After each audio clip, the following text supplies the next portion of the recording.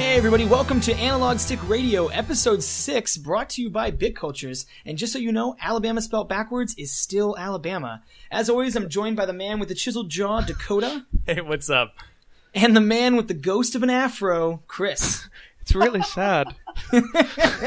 And this week, actually, we have an honorary guest on. Since we're going to be talking about MOBAs, we decided to bring along someone with a lot of experience, from the fledgling days of the genre to even getting high ranks recently. He's not, a high-profile guest or anything like that. He's just a very good friend of myself and Chris. And he's the guy that always gets really annoyed every time Chris or I lose a meta bet because he's always playing with us. Mike, welcome to the show, my man. Thank you for coming on. Why, hello. Hey, so normally we use this time to talk about what we've been playing recently. So, Mike, let's start it off with you. What game have you been playing recently that, you're enjoying? Recently I've been playing League of Legends again. I took a break throughout the season, and I decided with 1 month left, I'm gonna make a push to Diamond again. Yes, I like to hear that. And you're also helping me try to get out of my silver hole. I'm trying so hard. It's an uphill battle, I'm sure. It is very difficult, the guys. uppest of hills. I do not I'm envy down to you. like silver 4 now. Like, it's so bad. Yeah, yep, you are. We had a pretty bad losing streak, but I feel good about the next week. Ask me what rank I am. Hey, what rank are you? I'm level 22. Oh god, that's like under bronze. That's like lower wood level. That's a lower level than your heroes level. Sure is, man. Speaking of Dakota, talk to me about Heroes of the Storm. Heroes of the Storm. I have not been playing much Heroes of the Storm, to be honest. Oh my god. No, this past week, the most notable game I played was WildStar with you, actually. We did do that. I am played that loving this game. Yeah, I'm glad. I played that game back when it first came out and loved it. And now that they just went free to play with a very fair free to play model, a lot of people are back into it, and I'm enjoying the hell out of it, man. That game has got so much character, it's ridiculous. Dude, I love leveling up. It makes me so happy every time. Yeah, Chris, have you ever played that game? Yeah, it is Chris has. I'm sorry. Mike, have you played that game? I played it when it first came out. I played it for maybe 10 levels. Right on. So for anybody who doesn't know, when you level up, in WoW, you hear the gongs and maybe the chimes. It goes, and you glow yellow. In WildStar, when you level up, lightning bolts strike the ground. You hear this wild metal guitar wailing a fucking solo lick lead, and the announcer goes, "You're a fucking badass," and all sorts of like different lines. It's every phenomenal. line is different too. I've leveled up to 10, and every single level up line has been different, and every single one of them has made me laugh. Yep. So what about you? What have you been playing? Me? I've been playing... I played WildStar with you. I played League with Mike. I've honestly been playing Destiny. I hit 40, and I'm light level 220 now. I'm trying to get to that raid level of 280, but it is not fun. I don't like it. Wow. I don't like grinding gear, because it's just a miserable experience of like getting... You get these things called engrams that drop, and basically you can open them up, and they can be anything plus or minus 10 or 15 of your light level, and light level is basically gear score. It's the same fucking thing, but I don't know, it's pretty we'll see what happens with the end game. I did a little bit of end game content. It was pretty fun, but overall I am not enjoying grinding light level. Chris, what you been playing, baby girl? I've been playing my regulars. I haven't played too much this week. I played some Heroes, some Counter-Strike, some Diablo, getting about a level a day in that, but I've really enjoyed one particular night. Mitch and I played this game. Oh, we did play a new game. It cost us a grand total of 50 cents. Oh, right. I narrowly avoided this one. It's in my library. He bought it for me too, right? I bought it for Mike too. Like Mike owns it as I well. So what did we avoid, Chris? Orion Prelude.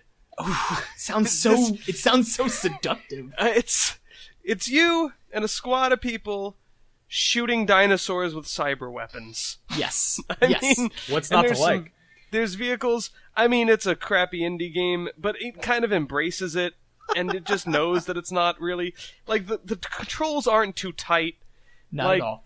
He's being generous with that statement. Yeah, the controls aren't very tight. The models are pretty janky, but, like... It's a lot of fun to just shoot dinosaurs with it looks like a the Windows bow. 95 graphics Tribes. Dude, I'm telling you, it looks just like Tribes. If you guys want to play some dinosaur games, play Ark with me. That's all I gotta say. No, that's the opposite end.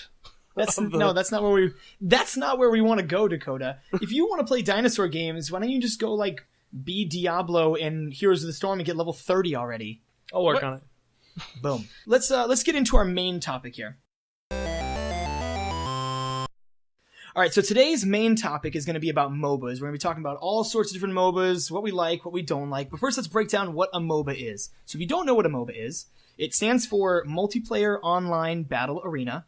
Generally, it's a 5v5, 2 teams fighting against each other with 3 different lanes, minions pushing down these lanes. Basically, your end game is just to level up your character, farm gold by killing creeps and heroes and towers, and get to the other person's base and blow it up first. Like, that's the general idea, and each hero that you choose is unique and has its own skill set. It's a very interesting game mode, very diverse. Usually each MOBA has a bunch of different heroes in it. They're all completely different from each other. And it's a pretty fun game mode. What do you guys think about MOBAs? I love them. I like them. I've been playing them for over 10 years, and I'm happy to be playing them. It feels like might be at a spot where there are not going to be too many more coming out, so I'm just enjoying the ones that are out now. Awesome. Speaking of playing them for 10 years, let's break down, before we get into MOBAs today, I'd like to break down the history of them, because they've been around for a lot longer than I think people give them credit for. Yeah, definitely.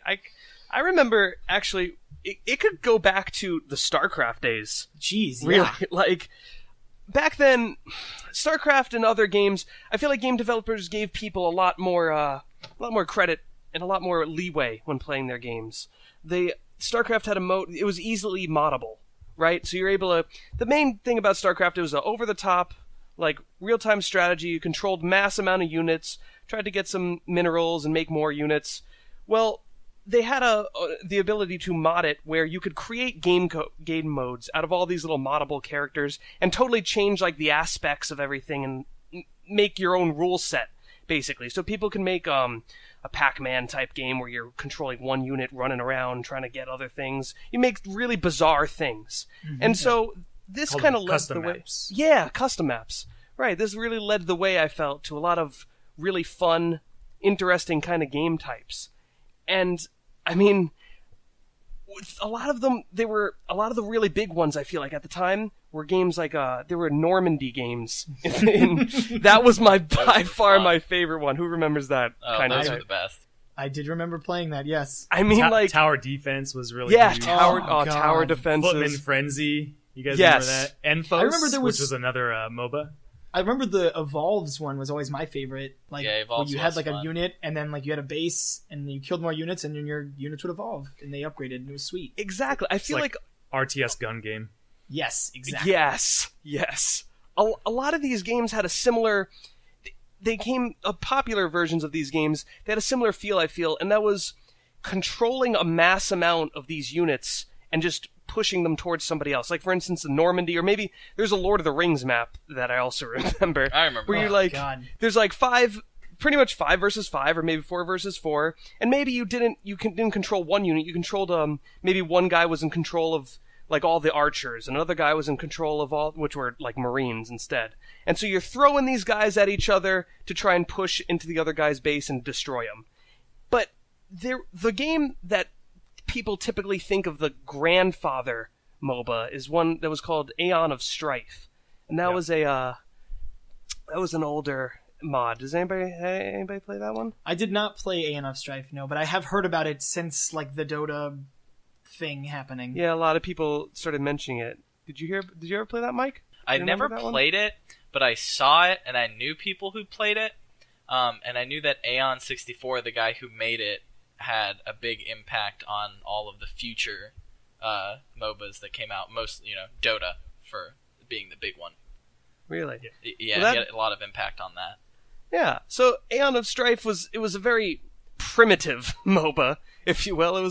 I think it was 3-on-3. I played it such a long time ago, and basically a bunch of small units that were computer controlled would randomly spawn and keep going at each other over and over forever, ad nauseum. What you had to do was you played a character who was a little bit stronger, and you would kind of go with this group of units in these couple lanes to push against to try and get to the other guy's base.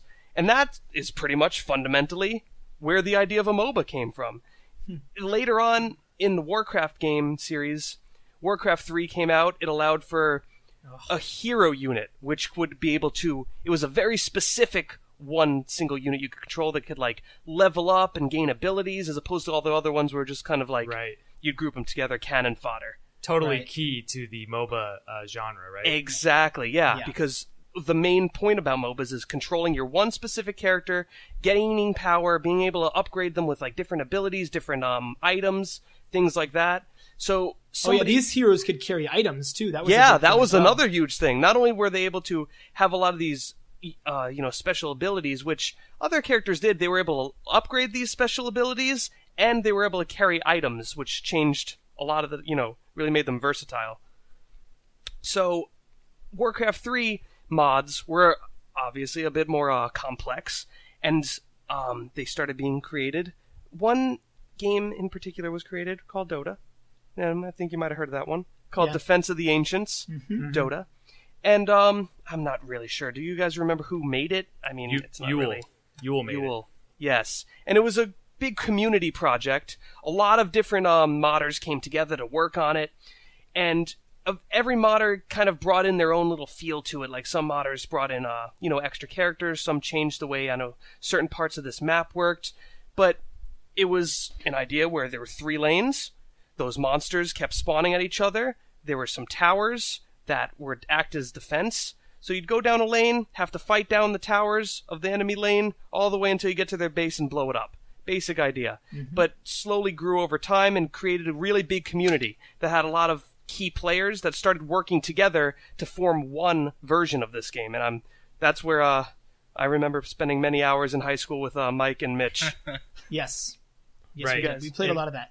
And It's important to note also that like the map for this Defense of the Ancients game in Warcraft 3 is exactly the same as the map in Dota 2 now. Like nothing has changed. Yeah, nearly. Maybe like Nearly. I mean, Yeah. it's very, very similar. Like the Yes. schematic of it is It's got to be very like much 90 the to 95% the same. yeah, The map. which is insane. Like that back then they designed an almost near perfect map in a Warcraft 3 engine. Yeah. We'll talk about how perfect that map is later. Yeah, I'm agreeing with him on this point. But anyways, so they had the Dota. They started going with this.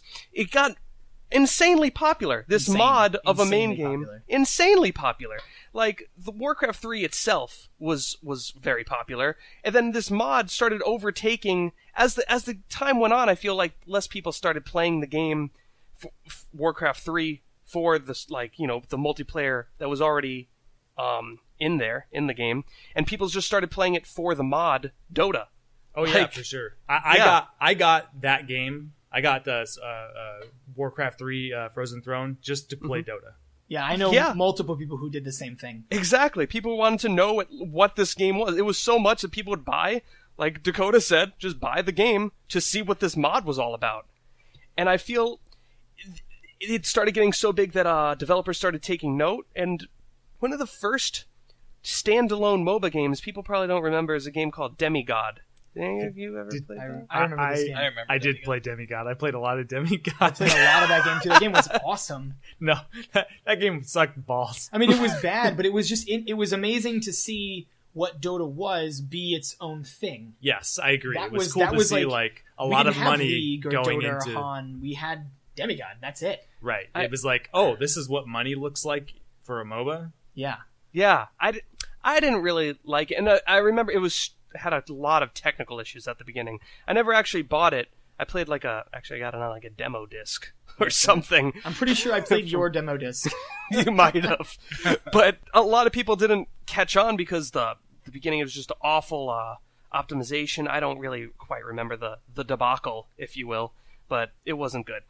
Later on, actually, I think that came out in 2009. Soon after, a little game, I don't know if you've ever heard, it's called League of Legends.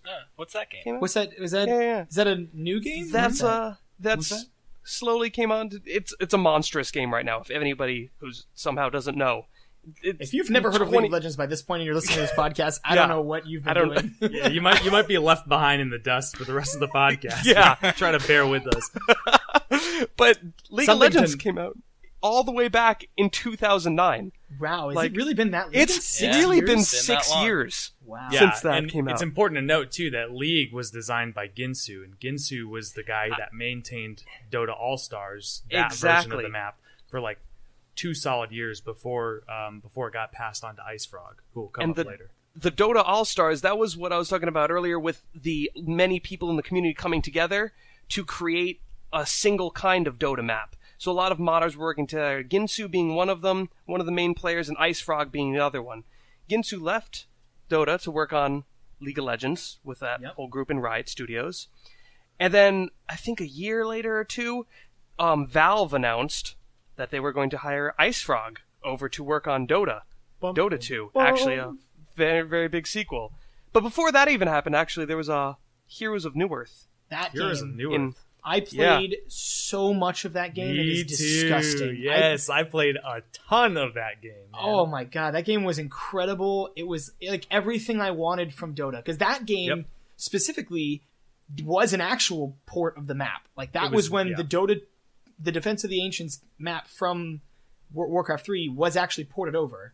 As well as like a bunch of the heroes were exactly the same. Yeah, the whole base roster was like ports of Dota heroes, and then they began to add their own sprinkle in there. Puppet Master, he was an OG.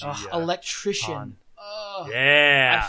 I couldn't really get into Heroes of Newerth because it was just too much of Dota. Like, Yeah, I couldn't get into it either. it was too similar to Dota. I stopped playing Dota once Han came out. Why would I play Dota when Yeah. there's a better version of You it? say I that just like it's a couldn't- bad thing. No, I couldn't. I couldn't. I couldn't. It was too much. Like, I played Dota for a while, and I don't know. I fell out of favor with me. Well, I think this was all also at the height of like World of Warcraft, and we really started. yeah, playing, that was so another big thing. That was that different. didn't help. That Yeah, did not did help. not- did that not. did not help at all. did not. My favorite tidbit about Han is they had a developer named Gnome, and there was an item in the game called Gnome's Wisdom. Mm-hmm. He was actually the OG creator of the hero Meepo from Dota. Oh, really? Meepo was a fan submitted or like community submitted hero idea, and it was Gnomes. And now he works with Riot at League. That's Oh, awesome. wow, so he I didn't moved actually from know Han that. over to That's really Riot. cool. Yeah. Huh. That's pretty cool. So I hate Meepo, so I automatically hate him. But you know, good props to him. You know, good props to him. Such a unique hero. yeah, so they moved on from League of Legends, which was, I mean, that didn't move on. That's still there. Heroes of Newerth, I haven't really heard much about this in a long time. Then that was in 2010. Heroes of Newerth came out a year after League of Legends. The next big MOBA to come out was Dota. Like the re-release, well, not the re-release, the sequel, spiritual sequel? I guess the real sequel, because that's a whole different story about how you can consider who Dota was owned by, because it wasn't owned by anybody, which makes the MOBA genre very interesting, because it wasn't an industry-created game mode. It was a community-driven the whole time. Right. So I felt like that was a little issue, I think, for a little bit between Blizzard and Valve over if they could even use Dota, which they ended up being able to. Right. But Dota came out, Dota 2 started in 2013, opened its doors, had all the original hero ideas, changed up the art design because they couldn't just use the same characters from Warcraft all 3 the characters for were obvious Warcraft reasons. property, right? Yeah. Yeah, they 'Cause all had, to the change, they had to change some like really like ridiculous ones too, like Skeleton King. They couldn't use Skeleton King. They had to like change it. I don't know what he's called now, but he's like not Skeleton King. He's the Wraith King. He's the Wraith King. Yeah, now. Like, He's they had got to change, skin on his bones. Yeah, now. they had to change the model and the name because it looked too much like Skeleton. Like, how you gonna take Skeleton King? Yeah, I mean, it Come was on. King Leoric, just straight up. Yeah. And especially because, see, now we know Blizzard wanted to put King Leoric in HOTS, so they have a direct conflict of interest. Oh, okay. I guess that makes sense. I didn't even actually think about that until now. Okay, fine. Makes sense. Fine, Blizzard. have your characters. Nice little segue to HOTS, which is Heroes of the Storm. Started in 2015, actually, this year. This year. Yeah, that's This them year. kind of capitalizing a little late on the MOBA trend, but I mean, it's it does its own thing. But I feel Successful. like, yeah, we could get into it later, but I don't know. I feel like they did it at the right time in Blizzard terms. I don't think so. They wanted to do it earlier, for sure. But They wanted to, They had but- to go back to the drawing board. Like, they were going to come out as Blizzard Dota, right? Like a year or 2 years ago, and then they almost had a product, and it was going to be I believe it was going to be a StarCraft 2 mod, and then they said, let's make a separate client and do this the right way, and went back to the drawing board. I always just heard. I thought it used to be that it was it was running as a StarCraft 2 mod, and like then it decided, let's make its own engine or something. Yeah, that's exactly what I just said. That is, he just said it, and you just said no, it. no, but no, I so mean, if anybody missed it at the beginning, they can hear you say it again. God damn, no, I didn't mean it like that they would release it as a mod. I thought that they were running it on the StarCraft 2 engine just as like a modded. Was a good idea. Okay, I feel you. Yeah, like I thought that they were just like running it there to see if it was a good idea, and then like trying to optimize it better than being like, no, let's scrap it all and just start over. Well, either way, we got HOTS, and that kind of that little history catch up there brings us to like the current MOBA trend right now, which is we have like the big three, Heroes of the Storm, League of Legends, and Dota 2. Those are kind of like the ones that are running the show. But there's also worthy to mention Smite actually came out, I think around like 2013 or something like that. Smite was actually an interesting take on the MOBA genre. They took the MOBA feel. It's the same thing. It's a 5v5, or I think you can do like 3v3s as well. But it's the exact same type of game, but it's like third person over the shoulder type game, which is weird. So you're not like, you're actually like walking around with WSAD. The pathing becomes like a lot more difficult. It's a very interesting take on it. What do you guys think about Smite? I think it's great. Like it offers just enough that's unique to make me want to play it for reasons that I can't get out of the other MOBAs. Yeah, it's a very interesting game. Mike, did you ever get to play Smite? I did play Smite because it interested me too, and it almost made me feel like I was playing a first-person shooter MOBA, which I kind of liked the idea of that, even though it was over the shoulder rather than actually first-person. It still, kind of gave me that feel, and I liked that idea. I played some of it, and it just didn't keep my attention the way that the more popular MOBAs like League and even Heroes and Dota does. I don't know why. I don't know if there's just not enough to it or what, but it just didn't capture me the way I wanted it to. It's interesting you say that, because I want to use this as kind of like my ace in the hole example. I'm going to bring it up right now. My absolute He's so proud of himself. 100 favorite, like my favorite MOBA, Monday Night Combat. Oh, Chris, I forgot about this game. I'm so glad you brought this up to me. I know. That's a Monday great game. Night Combat is I feel like while not Demigod, Smite, it isn't quite over the shoulder as it's a third person. It's more like a adventure style, like a third person kind of view. Monday Night Combat was a legit over the shoulder, as you'd imagine like Gears of War being right over the guy's shoulder. And it was a shooter. And they had leveling up, they had bots that went down the lanes, they had like everything. You were able, it had literally damn everything, and it was so perfect. Monday Night Combat was great. It was released on Xbox Arcade, maybe 2010 or something, 2011. Great freaking game. PC too. Yeah, it was released later on the PC. PC a little bit later, but Monday Night Combat, Mike, did you ever play Monday Night Combat? Yeah, I played with you guys, and I enjoyed that game a lot too. But that just isn't my style game. It almost reminded me a little bit of Unreal MOBA style. What's wrong with that? Well, I mean, I know you guys love Unreal, especially Chris. I'm not going to try and fight him on why that wasn't the best game ever. But I was never a big fan of Unreal. I don't know what it is. There's something about that Unreal. Same thing with Halo. I wasn't a big fan of Halo. It's just that kind of style game. I don't really care for what it brings to the table. I just love the traditional MOBA style way more. And so I always fall back into like traditional MOBAs. You know what's interesting? How I'm wired, I guess.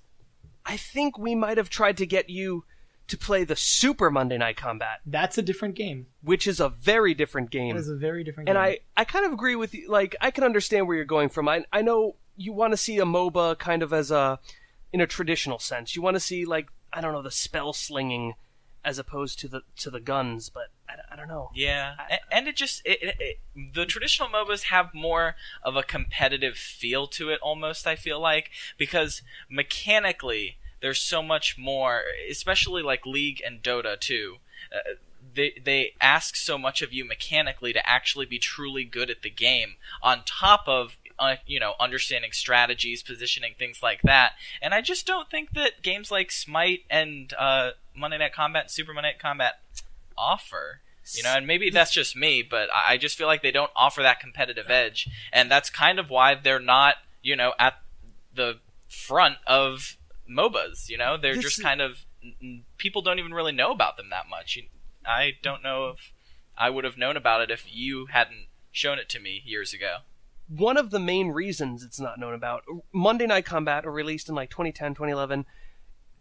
It was great. It was really big on the Xbox Live Arcade. A lot of people, at least in the indie gaming realm, got it. It was getting pretty popular. A lot of people loved it. It was pretty fast-paced. It was less MOBA-y and more third-person shooter. It was faster-paced, had a lot of, matches lasted pretty quick. They made a sequel called Super Monday Night Combat. I think 2012 Super Monday Night Combat was released. But the problem there, and one of the main reasons a lot of people didn't hear about it, they were going to release a beta for it, right? And they accidentally released the game to everyone on Steam. Mm-hmm. And instead of... Yeah, I know. It was great for us, though. It was great for us. But instead of, like... Consumers rejoice. Yeah, it was... But there were so many problems There's in so that... many problems with that game. The game wasn't quite ready yet to be released. I mean, there were some bugs, but I feel like people would have been fine with it. But the main issue was that they lost all of their marketing money. They didn't have any marketing ready because it was supposed to be a beta. They did some marketing at like E3s and shows, like just to show off what they had, but they were not ready for a release. So when they accidentally released everything, they're like, you know what? We're just going to release this, hope it goes by word of mouth. It backfired on them completely because some things weren't ready. They didn't have a huge user base, which gamers are fickle in that if they can't play games with people, they're going to leave right away. Well, not fickle, but that's just obviously how it works. And if they can't play games with people, then there's not going to be enough people on for the people who are still playing. So eventually those are going to leave, and nobody's going to be playing this game. And they just did not have any marketing to get this pushed. I feel like if they would have, you need reflexes in a different way that traditional MOBAs need them, because you need the FPS reflexes to point, shoot. There was still positioning. There was still a jungle.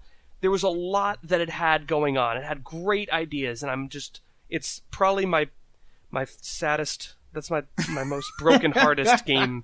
Like, that game before you start broke my heart. crying on the podcast, I want to move past Monday Night Combat because nobody even knows about that game. Let's talk about the more traditional, the big three here, which, Smite and Monday Night Combat, they didn't make it, but the ones that did, the more notable ones, Heroes of the Storm, League of Legends, Dota 2. Let's talk about, like, the differences there. So, mainly, I think the differences between, like, the three is that League kind of has, like, that more anime feel. It's a lot simpler of a game, people feel like. It has a lower learning curve.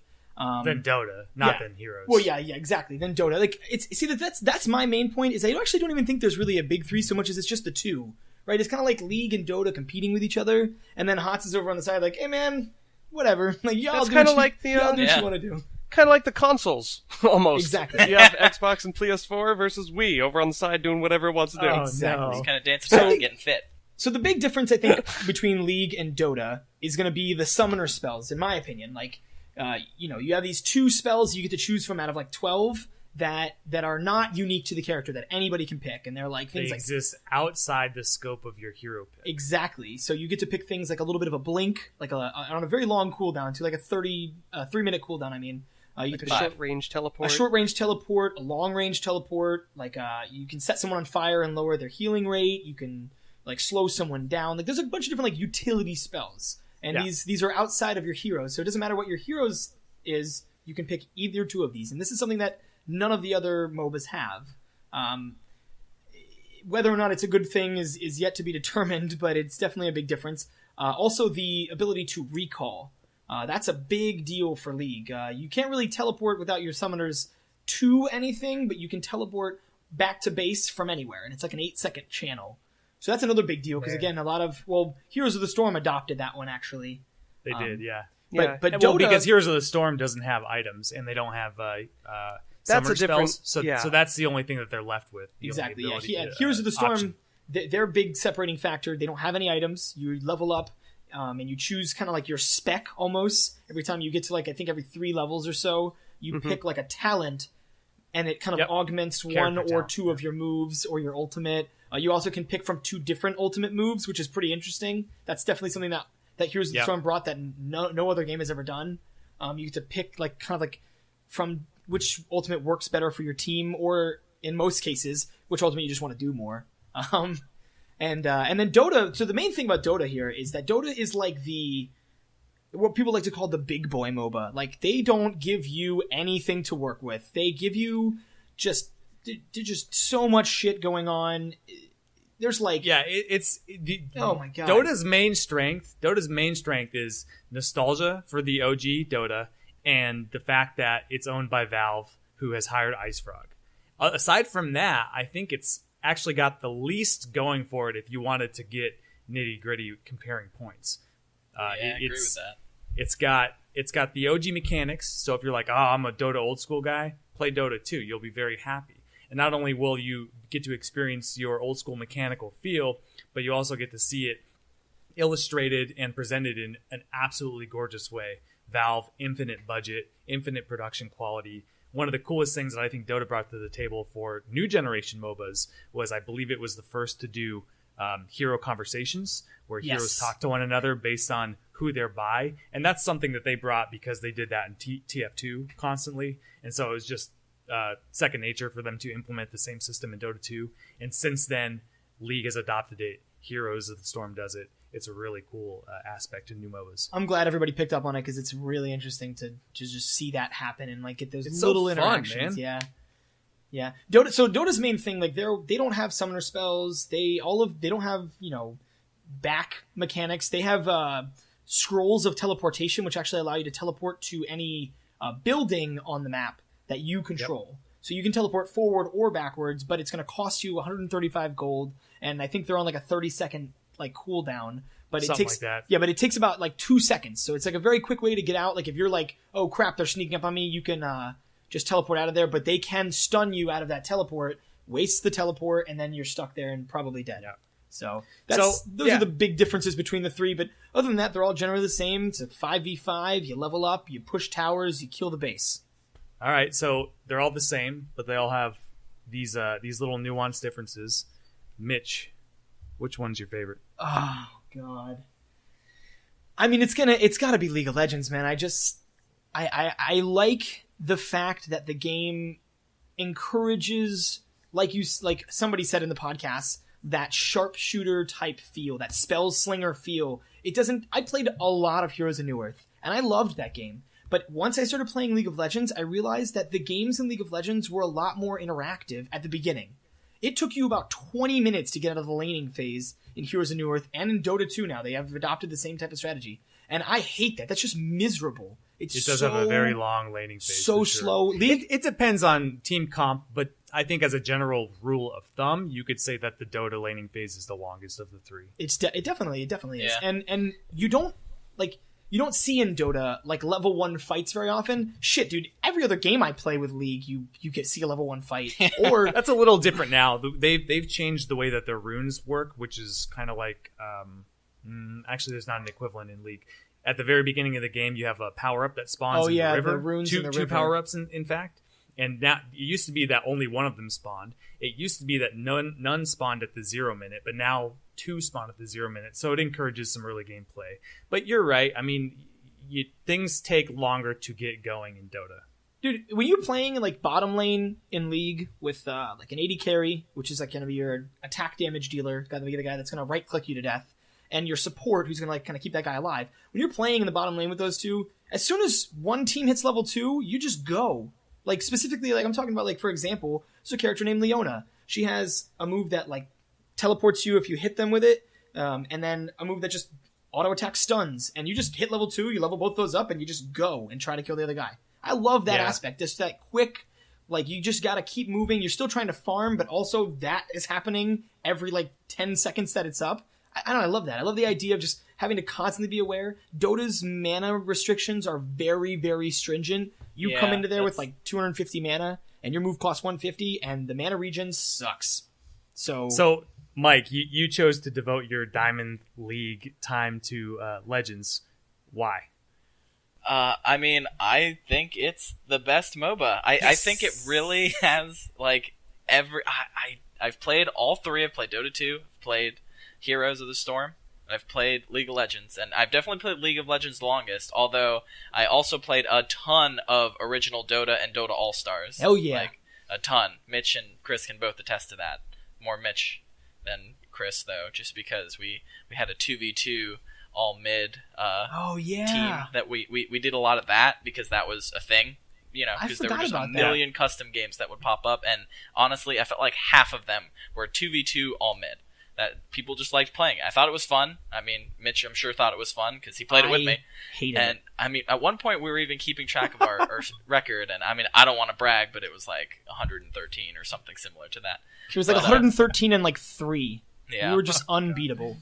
Yeah, it was absolutely ridiculous. But I just feel like League, I mean, with Dota, it's just, there's certain mechanics that are just too frustrating for me, as far as having to deny, when you die, part of your gold disappears, like, like Mitch said, you go in with such a small mana pool and such crappy regen that it doesn't really encourage you to harass and do things like that. Your harassment is denying the other team their creep. That's kind of how you harass in Dota, I feel like. That's true, yeah. Denying is an important part. But what would you say to the idea that the fact that you have low mana pool just means you have to harass more intelligently? It becomes a matter of resource management. You can't just press the button every time it glows, but you can still harass if you do it right.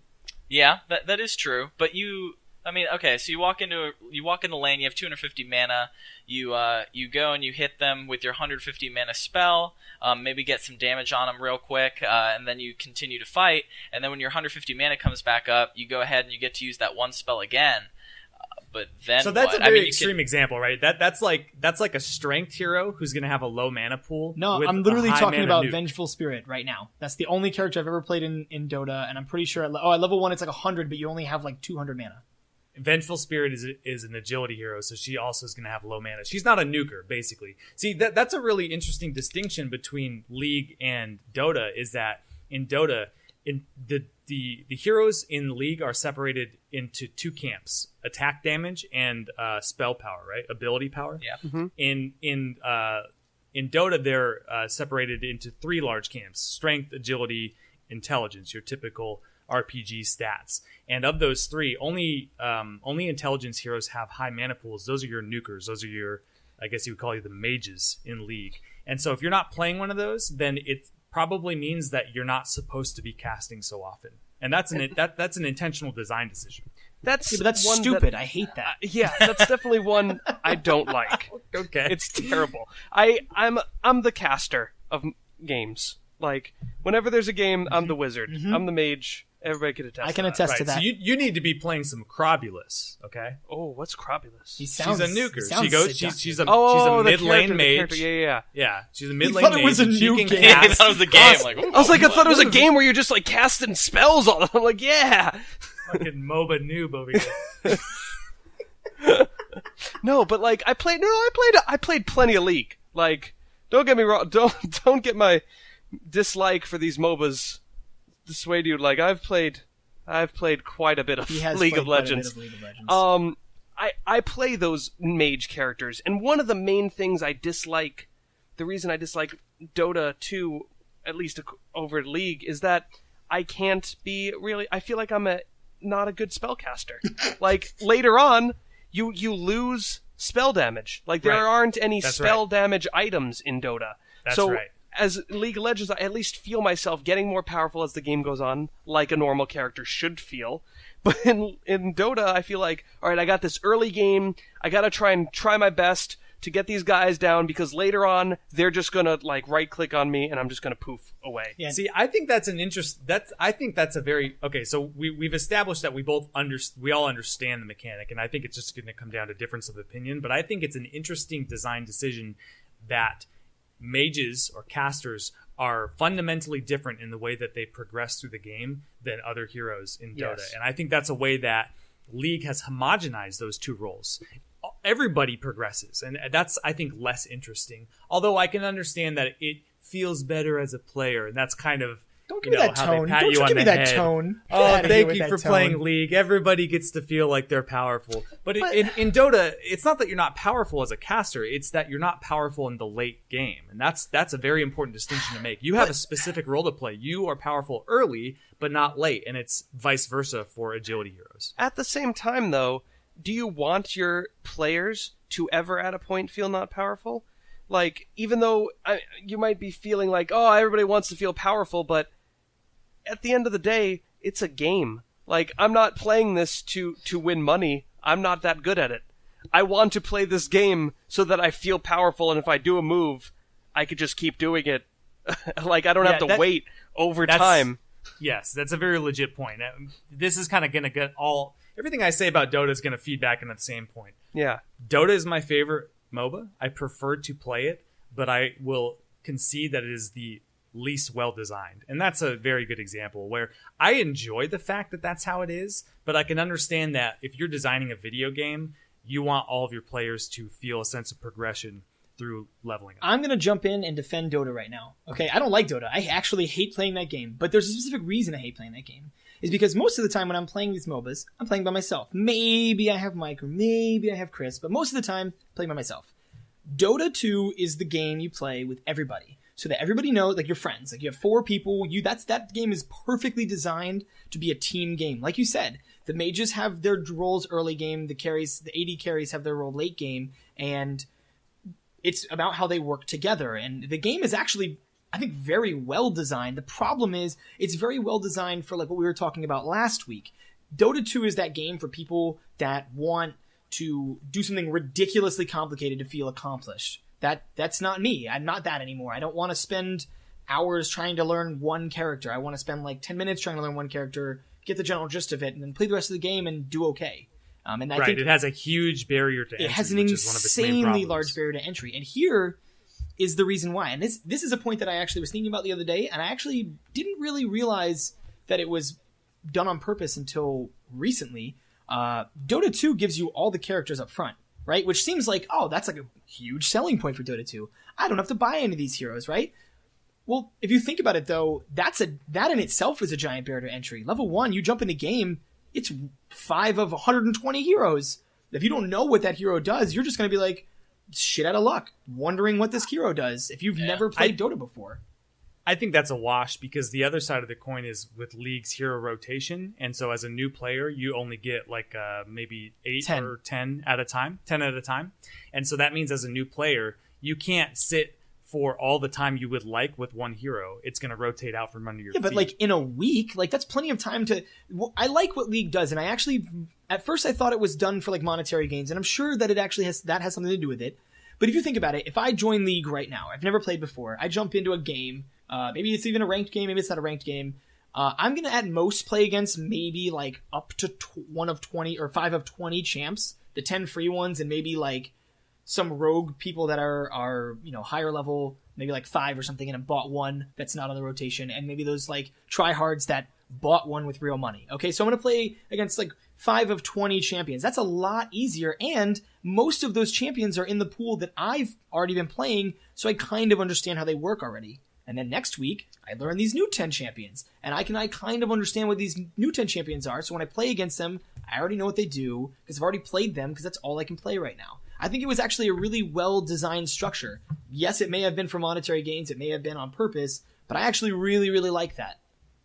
Because if you think about it, like, I tried to play Dota. I've played Dota before. I played Heroes of New Earth. I play a shitload of League, and I just recently tried to get into Dota, and I was like, holy shit, there's 120 champions. I don't know what any of these guys do anymore. I haven't played Heroes, in 4 years. Mitch. Heroes.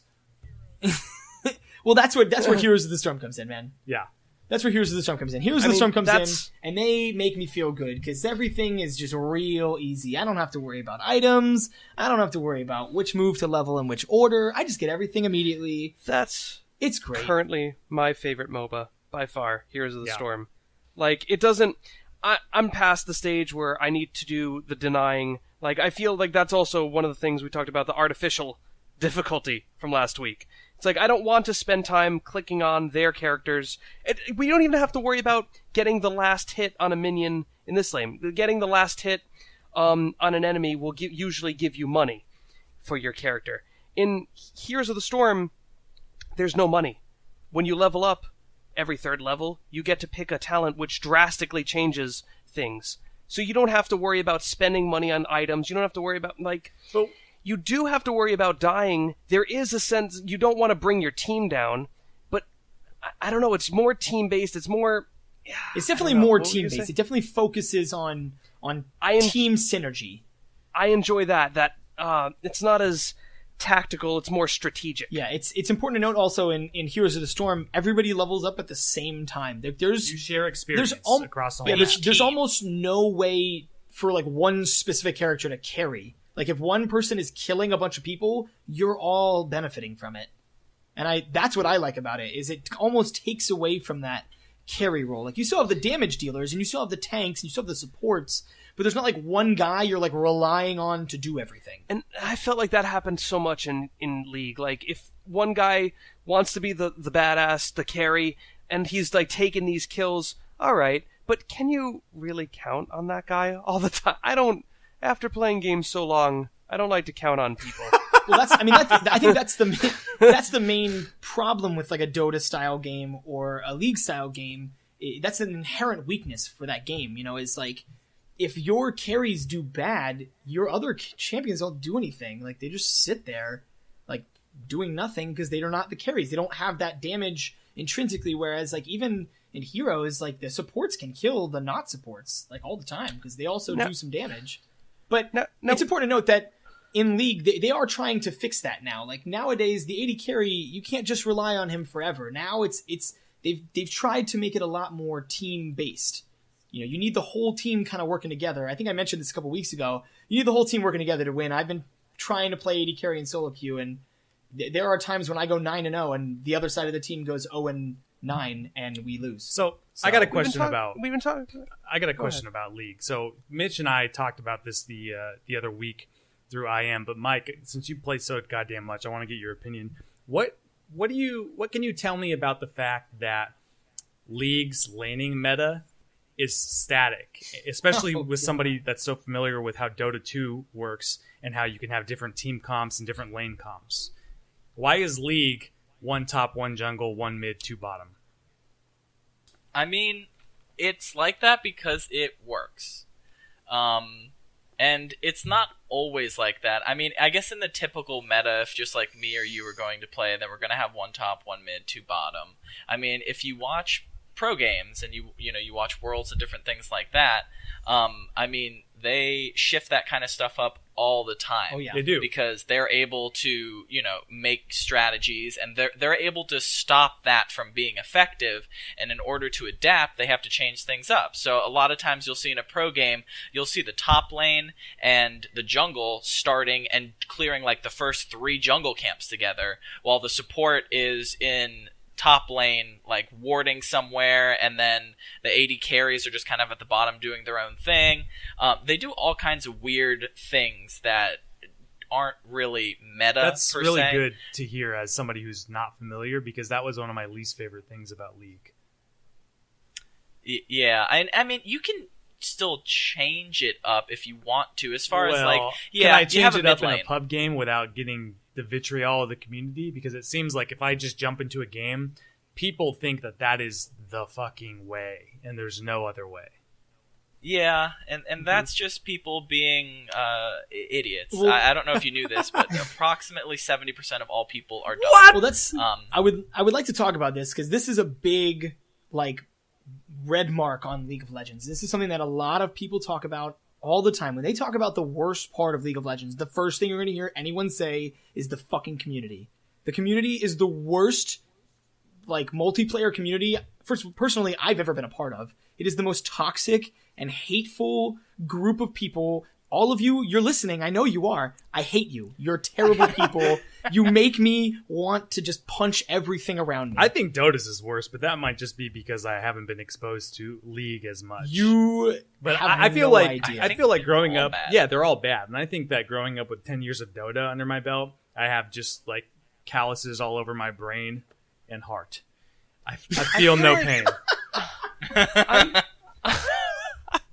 I feel like I'm taking crazy pills. I'm the only one in all these games who knows that there's a... Did you know there's a mute button in this game? Yeah, I know there's a aware mute of that? button, but you need to sometimes talk to your No, teammates. What is because that if they're button? being dicks, they're just gonna... They don't care at that point. In my experience, like, it's a game... Like, the anonymity... I can't say that word. Anonymity. Being... Anemone. Anonymity. I live in an Anemones. anemone. Anemones? So, being anonymous on the internet gives you the power to where you don't really have consequences. So, these people are so mean because nothing's really going to happen. Maybe they might get a report and they might lose a game, like not being able to play for a week or something, but they're going to come back and they're going to be jerks. Like, I don't know. I think that there think needs that's to just be the better. internet, like it just Yeah. it just rolls into the games. Because I mean, I don't know if any of you have been on Twitch chat lately, on any big streamer, but go and watch like Forsen, who he's a Hearthstone streamer, but he comes to mind because every time he's on, he has like 20,000 viewers, and you can't even turn on Twitch chat. I mean, it is just spamming of the Don't get me most started ridiculous on Twitch things. chat. Twitch chat is the worst Oh, of yeah. the worst combined. I don't want to. Let's not talk about Twitch. Let's talk about MOBAs. So one of the things that I aside from the stale meta, one of the other things. Okay, so this whole episode basically is going to be me attacking League and you guys telling me a good thing about League to make me feel better. Okay, so I'm okay with that. Let's do it. Bring it on. This is why we got Mike here. yeah, and I think just keep shooting back. Tell me something you don't like about Dota. We can talk about HOTS as well. Another thing I don't like about League is that it has progression outside of matches. It has level up system that actually affects your character's stats. Like a day one Vayne. Hear me out for a second. Day one Vayne, the person who's played Vayne for one day, a day one Vayne is already intrinsically weaker than a year one Vayne because the latter player has 364 more days of experience. You don't need to widen the gap any further with stat differences. What do you say? I mean, okay, so first of all, I will say that Dota used to have a level up system that they Absolutely not. No, they do. When? They did have a level up system and they took it away, but I was playing Dota and I was still leveling up. and I Dota was what? asking- You talking about Dota? Dota 2. No. No, Dota 2. I was asking my friends, I was like, No. what does this level mean? Like, what is this doing? He's like, oh, it used to mean something, but it doesn't anymore. They took it Well, away. your friend misinformed you. It has a level up system, but it has nothing to do with your in-game stats. Zero. And it never has. Well, I promise. whatever. It still has a level up system, It, so... it does. It doesn't do anything. It's just aesthetic. It says, look how much of this video game I played. That's all it does. Fair enough. I mean, Mike, what do you think the reason is behind like the runes and the talents? Like, why is that introduced? Because that's something that like none of the other games have. Like, what do we think is that was brought on for? Well, I think it had two purposes. I think the first thing was to make you work. I think they, and I don't know this for sure because I haven't spoken to Riot Games, but my guess would be that they did it so that you have something more to work for. I mean, when the game came out, they had like 20, 30 heroes, and they were probably afraid that heroes would get taken, and then what else are you going to do? I mean, how else are you going to progress, I guess, other than just playing the game and getting better at the game?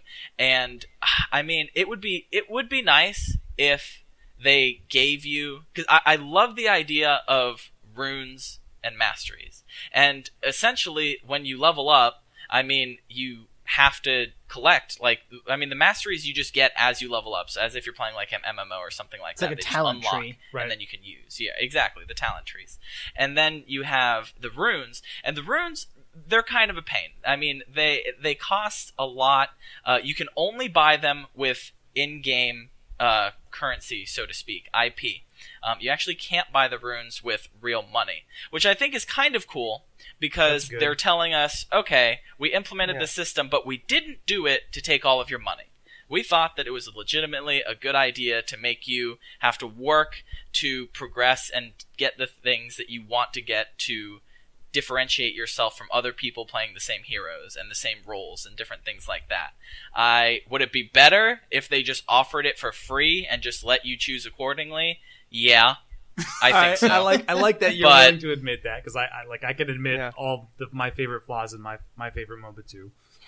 Yeah, and I would love that if they did that, but they don't, and They won't. I think that's fine. I've played a lot of League, and I don't have any issues with any runes. Does it suck for a new person? Yes, but at least that new person is more than likely going to be up against another new person, or at least a new account that also doesn't have access to those That's things. a good point. Another problem that I think that system has is when you get when you have, say you have all the runes that you would want, and you've got all the mastery points, your max level. How often are you going into those talent trees and rune pages and spitballing it? And how often are you just putting them in according to what is the current build? It has the same issue that Blizzard recognized in their World of Warcraft talent trees, where it's not interesting gameplay. People just go look up the build and then click the buttons. And so they scratch their talent trees completely. And instead they have a system more like Call of Duty, where you have a mutually exclusive choice based on tiers. And that's actually something that I think that HOTS has done awesomely, because that's essentially their skill system. And on top of that, I think it's a really cool thing about HOTS that they chose to do that instead of items. Because I think at the end of the day, items is trying, like an item system in a MOBA, is trying to offer the same gameplay opportunity that the skill system is. They both fill an opportunity cost, like choice element, but with items, when you have like 50 or 60 or 70 items, that's a lot of opportunity cost to calculate, and it's overwhelming for a new player, as opposed to the skill system where you have an opportunity cost where you have to choose one of 4 options, and that's a lot easier to digest. I agree. Like, Heroes of the Storm was definitely made for a more low-key audience. It's not meant for like the min-maxer. Like, they should definitely be playing Dota 2. I actually used to feel the same way, Dakota, about the talent trees. Like, how often am I gonna go in and just like look at the talents and change them based on what I want? And how often am I just gonna go look at, you know, MOBA Fire or solo mid or pro builds or whatever and just see what I'm supposed to be doing? But recently I've actually been trying to, you know, broaden my horizons, and there's sometimes that I can already tell what I'm supposed to do based on, you know, whatever champion I pick. Like, this talent actually would be better because I'm playing against this guy, so I'm actually going to want this lifesteal instead of this extra attack speed, or I'm playing against this guy, so I actually want this extra health, or, you know, whatever. Like, it actually starts to make a difference, and I've been noticing it, and that's actually what I started doing when I was playing top lane, because I lost a stupid fucking meta bet. I started paying attention to it because I would notice that streamers were doing it, and I would watch streamers play, and I noticed that every game they would like wait until they found out who they're playing against, and then they would open up their mastery page and customize it. And that's super interesting. Yeah, and that's exactly what you're supposed to do. I mean, ideally, that's what you're supposed to do. Like, if you actually like watched me play, you would see that I have one mastery page, and that's it. I only have one mastery page made because every single game I play, I redo it. Wow. Bullshit. I want a screenshot. I want a screenshot, submit it, we'll post the link. That's surprising to hear. Yeah, it's just, and it's, you know, a lot of times it is a cookie cutter build, like, just because it's just the best thing to get with that champion in that specific, you know, role. Yeah. But I still always try and put it together on the spot, because something might change. There might be just one mastery that changes, and that kind of makes all the difference. Like Mitch said, you might notice, oh, you know what? I keep putting in 3% attack speed, but maybe I actually need 3% CDR, cooldown reduction. And he does it, and he's like, oh man, that worked way better. So now next time when he's in that situation, he'll hopefully remember to go with the CDR instead of the attack speed. Well, this is Mitch we're talking about. And so I kind of like that they give you that option. Like, I sucks. So, okay, so we've been talking a lot about what we like, what we don't like. Dakota, you've been bashing League a lot. We've been bashing Dota 2 a lot. I want to get this, Mike, I want to actually look at you first because I want the answer to this question. Where do we see the perfect MOBA? Like, what would, if you had to like design the perfect MOBA based on what you know from Dota, League, Han, Demigod, yada yada yada, what would it look like? It wowould look a lot like League. I would take League and I would tweak some of the things that we've talked about and some things that we haven't talked about. Like what? Because I'm especially at this point, I feel like esports and League and Riot Games. Riot makes so much money off esports at this point, it is absolutely ridiculous. They could make the entire game and all of their runes and masteries and levels all free. Just give it to everybody, and still maybe charge for skins or something like that, because, you know, we have to spend our money on something or we're not going to be interested anymore. And I think that if you just take away some of the things that they're doing. As far as I kind of liked what you said, Dakota, about how the meta's very similar, or pretty much exactly the same if you're just playing standard league and you're not in a pro game, which I guess most of the people listening probably aren't. Right. But if you are and you're on TSM, hi. But Mike, we said I pro. think it would look a lot like League. Level. I really like the way that League has set up their game, and I think a lot of people agree. The people love watching this game because it's not just playing the game. I love playing the game, but I also love watching the game. And League, in my opinion, and I'm biased, of course, but is just the most fun to watch, and it shows in like all the viewers they get with all of their different or world championships over the past like 3 years. They are regularly like the top viewed game on Twitch, right? Yeah. Oh yeah. Definitely. Oh, yeah. And by especially like Worlds orders of magnitude too. It's not close. No, definitely not close. But I think it would look a lot like League. I like some of the ideas that Dota brings to the table, not denying or dying with gold, but I like the Courier. I think the Courier is a really cool little addition. Yeah. I think dropping items, which I don't really remember how much Dota 2 uses that or if they use it at all. You have to do it occasionally. It doesn't come up too often, but you can put it to good use. Okay, yeah, and I kind of like that idea as well, because it kind of adds another team aspect to it. But I really think it would look a lot like League. I think League is slowly perfecting as best they can. I mean, games like this are always going to have flaws, right? I mean, I don't think you can balance it enough or tweak it enough to make it perfect to everybody. But I think League comes pretty damn close. Dakota, what would your perfect MOBA look like? Oh, God. It's going to be night and day here. So let's see. My perfect MOBA is going to have, I think, a lot of aspects from HOTS, actually. I think skills over items is simpler and better designed. I think multiple maps is an incredible thing that we haven't even mentioned yet about Heroes of the Storm. That is key to like making gameplay feel fresh.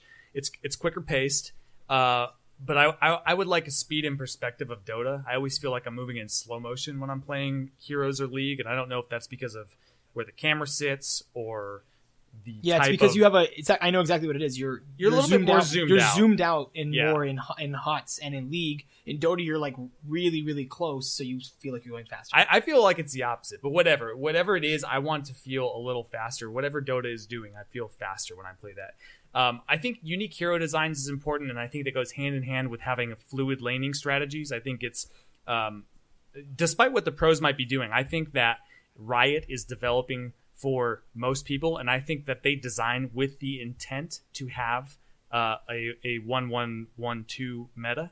And I think it has something to do with it's all connected, man.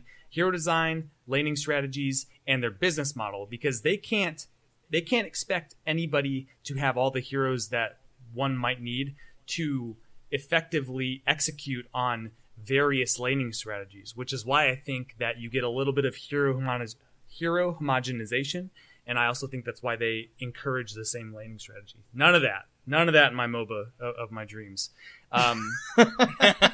Robust user interface, which is something that we didn't quite get into, but it's almost like a non-issue for League and HOTS. Dota is an embarrassment to user interface design. For some reason, they felt it was okay to add life bar segment notches to help you easily and quickly read health bar, but they still don't think it's pertinent to add mana bars above enemies' heads. I think for some reason they think that there's some sort of skill involved in clicking on an enemy to read their mana bar, which is asinine bullshit.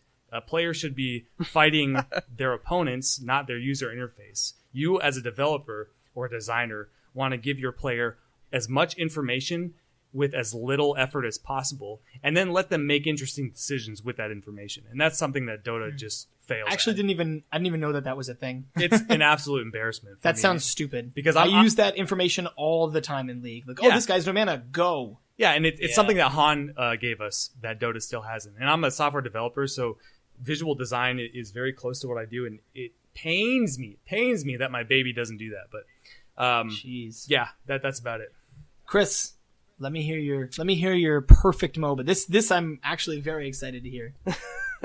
My perfect MOBA is Super Monday Night Combat. I knew it was going to be Super Monday Night Combat. But but faster. I enjoyed Super Monday Night Combat slowed it down to be more of a MOBA than Monday Night Combat. I feel like the Twitch base, you could do so much more with these abilities in a 3D space, as opposed to the games, they're very creative right now, but I feel like a lot of things are like straight on abilities that you shoot a projectile forward, or you do like an AoE explosion. If you're working with a 3D space, you're able to do unbelievable things. There was a character where you're able to like slingshot, you're using a grappling hook and flying across Wascott, this like weird bizarre mascot character. You're slingshotting yourself across the map, like meleeing people down. It's way more intuitive. I love it. Chris, I want a third person. I just want to play this game now. You're making me really sad. Like, you're making me really upset. I know. I miss this game so much. My perfect MOBA would actually be, as Mike said, I think I would be really close. I would actually completely gut the runes and masteries. As much as I like them and as much as I like customizing, I think they're wholly unnecessary. They remind me of, like, even like in WildStar, just like bullshit talent tree that adds like, what, 2% of something to it's something. archaic. Like, who cares? Like, that, in the grand scheme of things, it really doesn't make a difference. I guess, like I said, if we're min-maxing and I'm team solo mid, or like a better team, for example, like then it makes a difference. But in my silver 3 ranked game, it's not going to make a difference at all. Like, I've had to put it plainly simple, I've had like the same 4 rune pages forever, and I mean, they work fine. They all have the same base things: armor, magic resist, damage, and health, like whatever, or damage and attack speed, or damage in this. Also, like, remember though, they're all that you're it's just silver 3. it's very stupid in my opinion. It's very stupid. And so, but I love the way that League's map is designed, and that's something that we didn't really talk about either. We touched upon it with Dota. Like, I hate how Dota's map is not a mirror image. That's really stupid. It's bad. It's really dumb that it's you're not trying to do a mirror competitive image. arena brawler. You can't have an asymmetric map. They try to think that they are. It's. I'm sorry, I'm going to get off on a tangent, but it's total hubris. They are so full of themselves that they think that they know better than symmetry. Get the fuck out of here, man. I'm sorry, symmetry knows better than you. I'm sorry. League isn't quite symmetrical. No, it actually right now is 100% symmetrical. With the only difference being the Dragon Pit and the Baron Pit. That's it. Yeah, exactly. That's what I'm talking about. Like, one team. Well, whatever. We're getting off on a. But I'm saying, but still, like, one. Sure.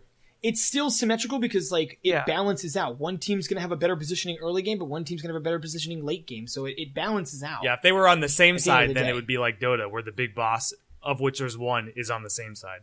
Heroes of the Storm takes the cake with their 100% symmetry. But yeah, it would definitely look like that, except I do like the idea of different maps. I love that. Like, when they introduced Twisted Tree Line, which is the 3v3 map, I liked the idea of that, even though it doesn't get played much, and I liked the idea of Dominion, and that's why I really, really like Heroes of the Storm, how each like objective is completely different, sort of, but the goal is the same: blow up the base. Just the way that you do it is differently. So I think that's something that I wish League would kind of adapt, and I've heard talk of another 5v5 map, but who knows how long that's going to fucking take at this point. So anyways, okay, so we've talked about MOBAs. I am very excited for the meta bet, so let's get into the meta bet, guys. All right, so last week, Chris, you lost the meta bet. Tell me how that was. Do you remember what your challenge was? Yes, I do, actually. I do. Because I participated in this challenge. I don't know if you guys knew. So this challenge was to only choose the left option while playing Walking Dead. Woo! And, you know, it turned out all right. It ended up not being as terrible as I thought it would. There were 2, like, really big decisions, and one was kind of one that I didn't want to choose, but I was like, you know what? This is interesting, so I'm gonna, I'll let it go. And it ended up kind of being the same. I was really disappointed in that they don't randomize the, I guess, the good and bad guy responses. Because I was expecting me to be, like, really nice to this person, and later just, like, flip a shit and, like, be like, what are you talking about? Always the nice guy option or something? Yeah, it was pretty much always the generic guy option.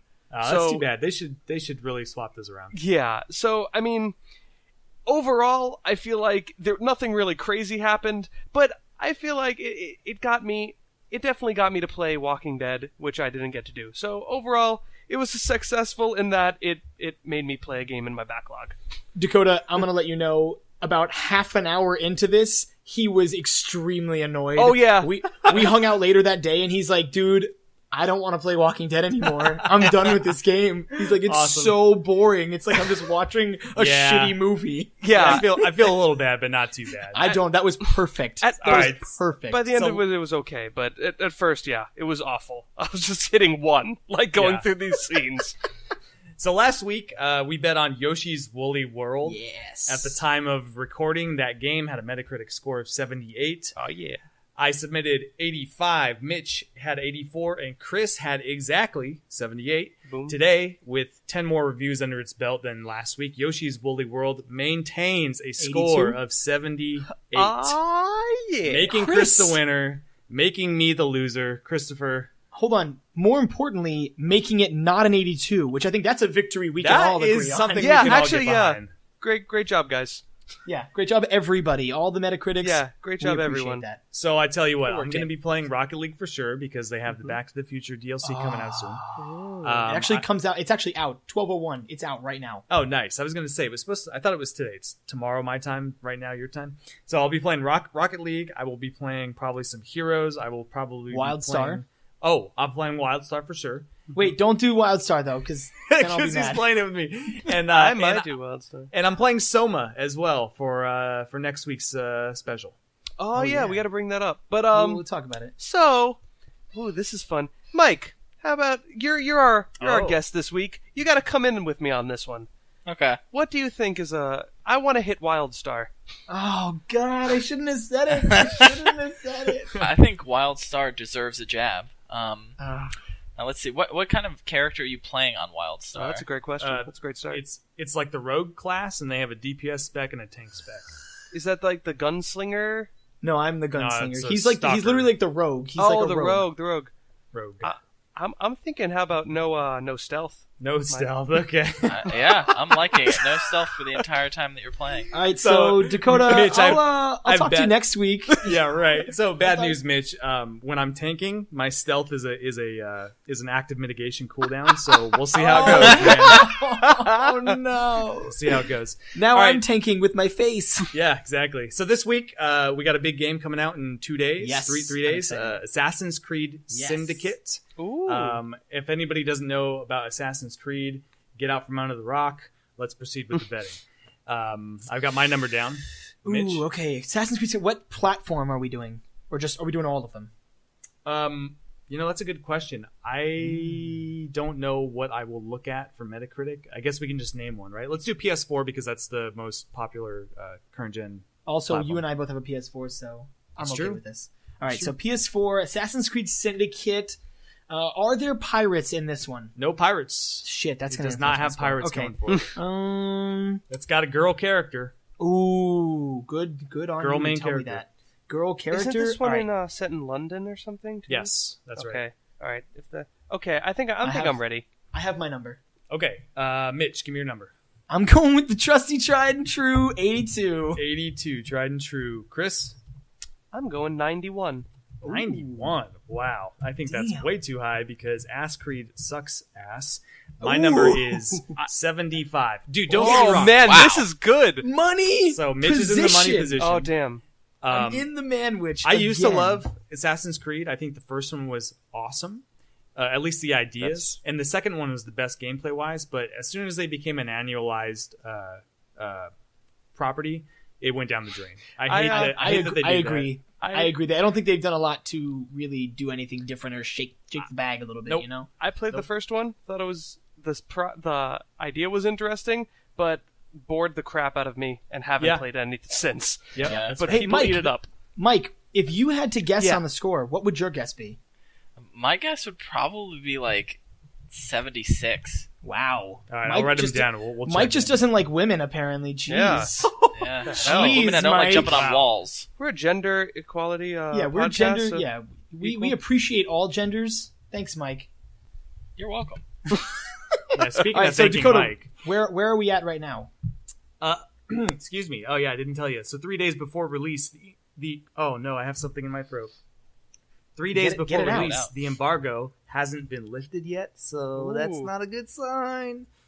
What does that mean? What do you It mean means- it hasn't been lifted? The embargo hasn't been lifted, meaning there are no reviews out. You can't release reviews until Yeah. the publisher tells you you can. Oh. And usually And for games usually- that aren't as good, Yeah. the embargo doesn't release until closer to the Oh release date. man, this Well, doesn't look I good did for me. hear- sounding rough. I did hear that they do have day one DLC of like a gig or something Oh. obnoxious. Oh Great. no! Yeah. Oh man, I'm really regretting my score. I thought people loved Assassin's Looks Creed. like Chris is gonna play Walking Dead doing the right decision. I'm gonna beat it before next week. All right. Well, hopefully, we get to make Chris really mad next week. Oh, next week we're doing a horror segment. Oh yeah, Mitch, next bring week. it So on. next week, next I'm week excited. is Halloween. That's yeah. spooky. So what we've done, because Dakota and I specifically haven't really been part of the horror genre too much. Mike and Chris can attest to this. I get scared very easily, so I do not like horror games very What much. scares you, Mitch? Not very many things. We're not going to let them know. Yeah, we're not gonna bring it up yet. Yeah, That's we'll true. bring We it up shouldn't yet. clown around Next about week. that kind of stuff. Yeah. But Attaboy.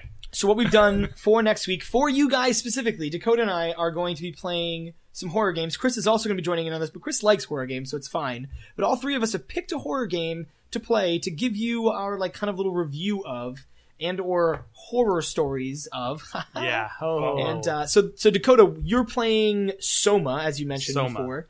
Chris, I think you said you're playing Alien Isolation. I'm No, super jealous. I'm playing Five Nights at Freddy's. I never. Oh, that's played right. that You are one. playing Five Nights at Freddy's. That's right. Okay, and then I don't know why I decided to do this one, but I'm going to be doing Amnesia, and I'm gonna start it tomorrow. But I'm not really you haven't excited started about yet? it. Dude, I'm dreading it, man. And just in case you're wondering, it's the Dark Descent, Ah. Amnesia: The Dark Descent. I The got first it. one.